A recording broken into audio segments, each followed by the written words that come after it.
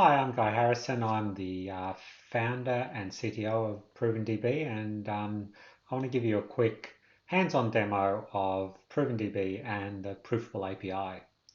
So let's start with ProvenDB. ProvenDB is a MongoDB compatible blockchain integrated database service. So it looks and acts a lot like MongoDB. So let's jump in here, shall we, and have a look at how it looks.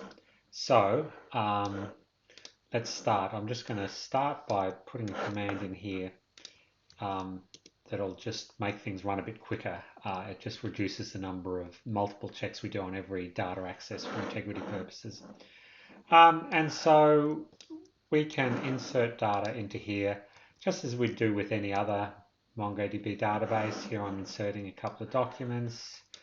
I'll run an update statement. And I'll run a couple of other updates. And I'm changing this attribute rating for Guy and Michael, Michael being the team lead in the engineering group.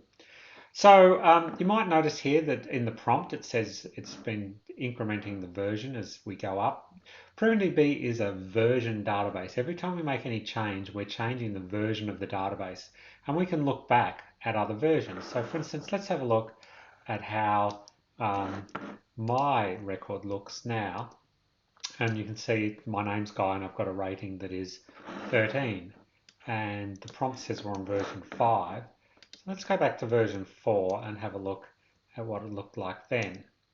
Here you can see at version 4 I had a rating of 11.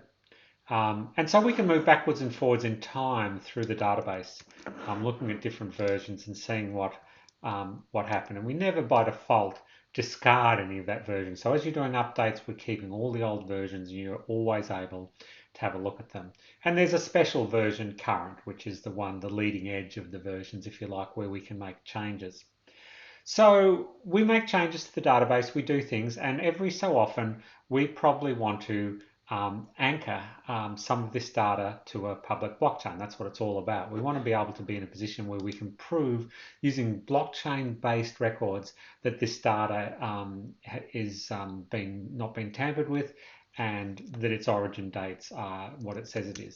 So we do this through the submit proof command, and I'm going to submit a proof for version 5, and we support a bunch of different blockchains. I'm going to use Hedera, of course. Hedera is the fastest of all the blockchains we support at the moment, so it's really great for doing demos with. So we've submitted a proof, and now we can have a look at the proof and see what's going on with it. So what's happened now is we've hashed all the documents in that version of the database, and we've taken the root hash of a Merkle tree of those documents and anchored it to the Hedera blockchain. And if we look at the proof, we can see that it's pending.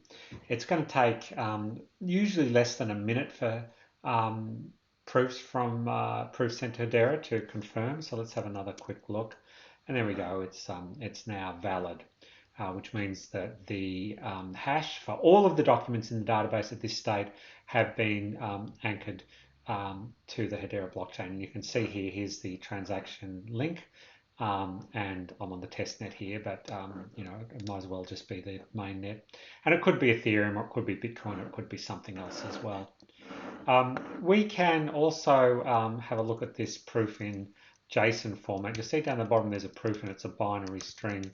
The JSON string shows us the exact sequence of hashes that link our data to the blockchain proof. And you might see as we go on, you'll see that tree can be deeper depending on how many documents you've got in your database and whether you're proving an entire database in one hit or an individual document. But it's more or less the same information as before, just with the binary part spelled out. Now, if we want, we can get a proof for an individual document. So let's do that now with the get document proof command. And here you see we've gotten a proof. It's in a very similar format. If we now add in that we want to get it for a particular version and put it in JSON format, we can see the exact sequence of hashes that link that individual document to the hash we placed on the Hedera blockchain. So this is a proof for just that document and nothing else, independent of everything else that was in the database. So this is what you could take to court and prove that no one had tampered with this document, or if you put your will in or something, this could prove the effective date of it. And we also, in the database, we have a bunch of other commands, but you can look at the complete history of a particular document or documents. So here we see all the different versions of the document that has my name in it. Some of these have not been proven because we didn't submit a proof for these versions of the document, but here at some point we come to a checkpoint and we submit a proof. And you can see, we can see exactly when these documents started and ended their life. So that's a really quick overview of ProvenDB. As I said before, it's MongoDB compatible. It integrates with blockchains such as Hedera and Ethereum and Bitcoin. And the idea here is that you can use these blockchain proofs to prove the integrity or the origin, date, and ownership of the data in the database. So that's ProvenDB. Now, Proofable is an API that we also make available. And the Proofable API, if you want to think about it, is a bring your own database solution, or bring your own data. We don't, in this case, store the data. We're essentially giving you access to the API that allows you to anchor tons and tons of data to the blockchain in a single transaction. So let's take a look. We'll start by having a look at our command line interface to Proofable. So here I'm going to create a proof, and what this is saying, using the Proofable CLI, I'm going to create a proof. I'm going to anchor it to the Hedera mainnet. I'm going to include metadata, which means I'm going to include all of the file timestamp and ownership data, and I'm going to do it for dot, which is of course the current directory. So if I run that command, it's now hashed all of the documents in this directory as well as their timestamp and other metadata, and it's created a structure which is now being anchored to the Hedera blockchain. And here you can see again how fast there it is, because we took these 77 key values, created a root hash and anchored it to Hedera in just a couple of seconds, and you've got the Hedera information here. The proof itself is in a file called .proofable that we will use in the next command. So if we want to check to make sure that nothing has changed in this directory, we would use the verify proof command. Here we're specifying the .proofable is the file containing the proof information. I'll show you what's inside there in a minute. And we'll check against everything that's in the directory. Everything passes, nothing has changed. Now if I was to change something, so I'm just going to modify one of the files in this directory, and now if I do that validation again, right, you can see that we have a failure. If we look up here, we'll see that this file was modified, the contents were modified, as well as the change and modification timestamp, and the size has changed. So if someone even just touched the file, moved it around, these things would change and we'd know them. But all the other proof information is intact. So this structure isn't being broken in any way. You've still got proof for all the other documents in this directory. What you do have, though, is you've detected some tampering or just normal changing, but that's up to you, I guess. So you can create a proof, just like a get document proof before. We can create a proof for an individual file. So that's what I'm doing here. I'm creating a new proof for the perpetual motion design that I've created, and that just creates a proof structure out of the existing proof structure that proves that file and that file alone.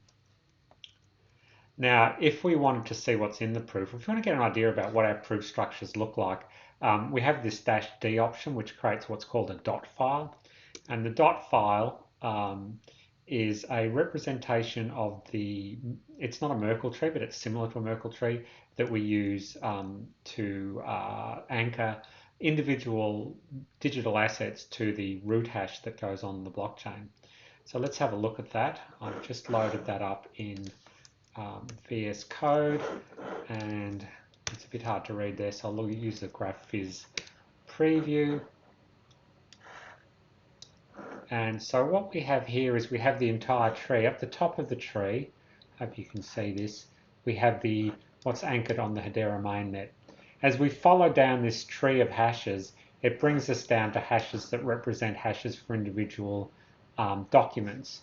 And then going further down the tree, we find that we've got hashes that represent the size of the document, the access date, and so forth. And this tree, which is sort of like a key value store that contains all of the information that we're using, is what we can use to check individual files or the entire group, their integrity and their timestamp. Finally, let's have a look at the Proofable API. So that was the command line interface. Obviously, we don't always use a command line interface. Sometimes we want to, usually we want to use code. So here's an example of some code that I've written to illustrate this.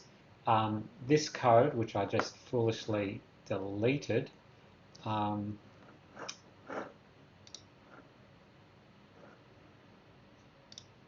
works against an Oracle database. I didn't delete it, I just put it over there. Never mind. And so what we're doing here is we're pulling some data out of Oracle, and then once we've got it out, we create a try, which is the internal or the technical name for the proof structure that we create, that key value store you just saw. We anchor it, and here we're anchoring it to Hedera. And then later on, we can export it to a file, and then we can validate it. We can check the input values, we can see if anything's changed, and we can do everything we did in the CLI, we can do very simply through this SDK. So if we want to run that file, I will open it in the terminal,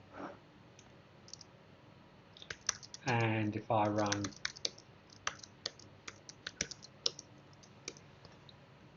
you'll see the output looks very similar to what we just did. I'm currently reading from this remote Oracle database. All the data has been pulled out of Oracle. We've hashed it all. We've sent it up to Hedera. We're waiting for Hedera to confirm it. It's confirmed, and now we have this try structure, which is essentially the same information that you saw with the CLI. Now I'm issuing some commands to tamper with the data in Oracle, and we'll soon see the validated proof. This is before tampering, everything's fine.